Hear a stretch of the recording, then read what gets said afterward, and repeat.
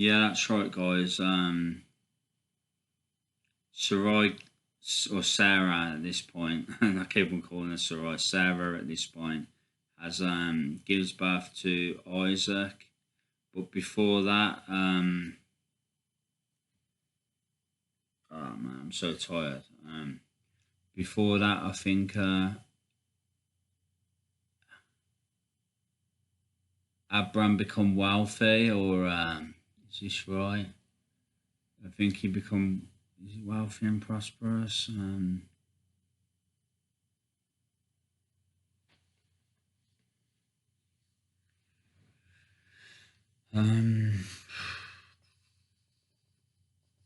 Trying to remember this, guys. No, that's it. After he gained political status in Canaan, I believe. Sarah gave birth to Isaac, and God tested Abraham. He told him to sacrifice Isaac to him. So Isaac basically took him up a mountain, took him up onto a mountain and erected an altar. And Isaac said to him, I believe this is right anyway. Isaac said to him, what animal are we gonna? Where's the animal we're gonna sacrifice? And Abraham said, God's gonna provide the animal. Don't worry, sort of thing. Yeah, God put Isaac on not God. Abraham put Isaac on an altar, and just as he was about to sacrifice him, an angel of the Lord, or God, I think it was an angel of the Lord, stopped him. And God, what happened then? I think God basically, what did God do then? Did he say?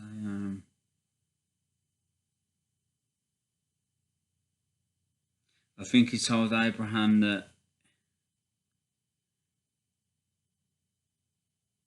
was either credited to Abraham as righteousness, or he told him he was gonna be the father of many nations, or something like that. I think it was something like that. You'll have to check this out, guys, because I'm just going off the top of my head to the best of my ability. It's not easy to do, so you're gonna have to check some of this out yourself. I'm just giving a brief summary and overview, so in these videos. So yeah, but yeah, I think it was credited to Abraham that for doing what he done, or for being willing to do that. God saw his devotion to him, or his faithfulness, whatever you want to call it. But God was never going to let him obviously sacrifice his son. It was never a factor. It was just a test sort of thing. So yeah, obviously God would never do that. Do you know what I mean? It's just a test. It was just a test for Abraham, basically. So yeah, then I think yeah, what happens after that is Sarah dies, and Abraham sends his servant, or his main servant, to look for a wife for Isaac, because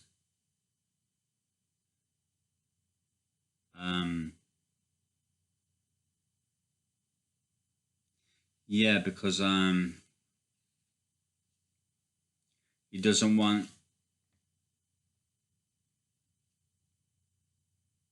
Abraham doesn't want their bloodline to be sort of like affected by Canaanite blood sort of thing. So he sends his main servant to Assyria to find one of his relatives to be a wife for Isaac, sort of thing. So he finds, he prays and he says, "Please, God, guide me to the right woman for Isaac," kind of thing, sort of like that, anyway. and God guides him to Rebecca. And I think what happens next, I believe, does Rebecca give birth? Maybe Rebecca gives birth. I'm not 100% sure, but Abraham dies shortly after. Shortly after, this Isaac the mate, not maid, the servant finds Rebecca for Isaac.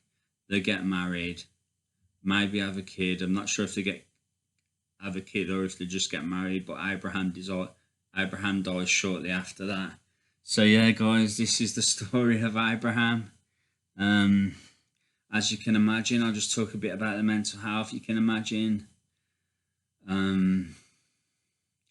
the stuff with Hagar, how tough that would be on Abraham's mental health, and obviously like having a wife and then a maid that you have a child with. Imagine the mental and them having conflict. Imagine how that would be on your mind, on your mental health. You know what domestics are like in this day and age. Imagine what it was like.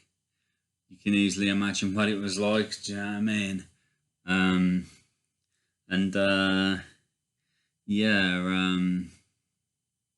The marauding armies, fighting that war against the marauding armies to save Lot. And I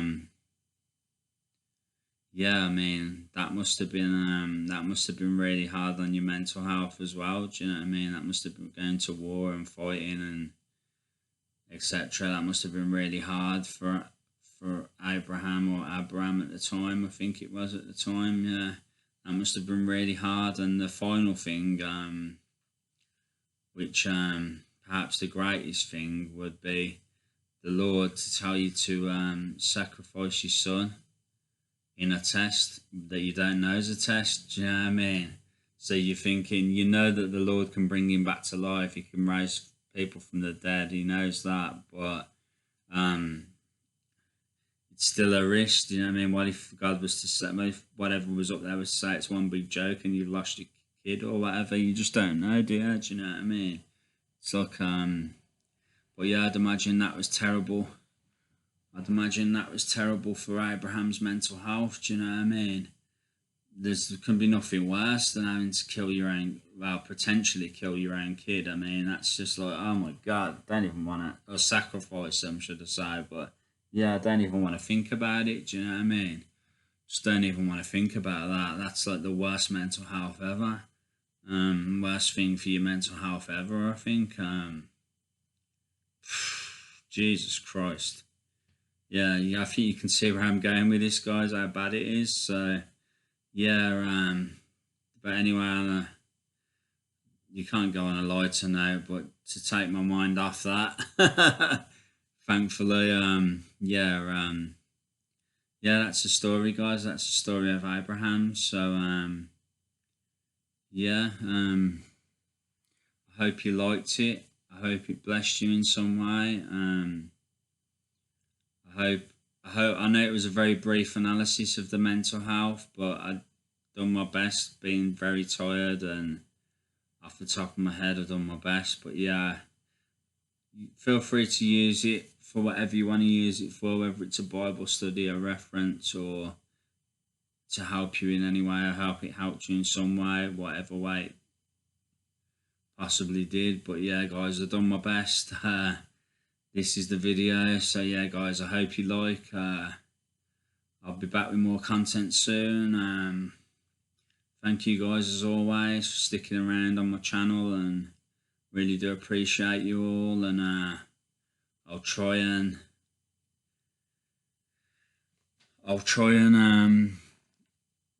help you guys as much as I can, and I'll try and get stuff up that you want to see, or if you got any ideas or any requests on anything, then feel free to leave them in the comments, or feel free, or yeah, that's it, guys.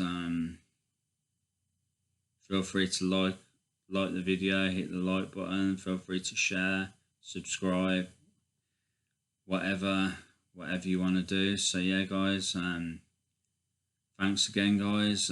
Much love. Take care. God bless, and I'll be back soon. Thank you. Bye. Take care. Bye.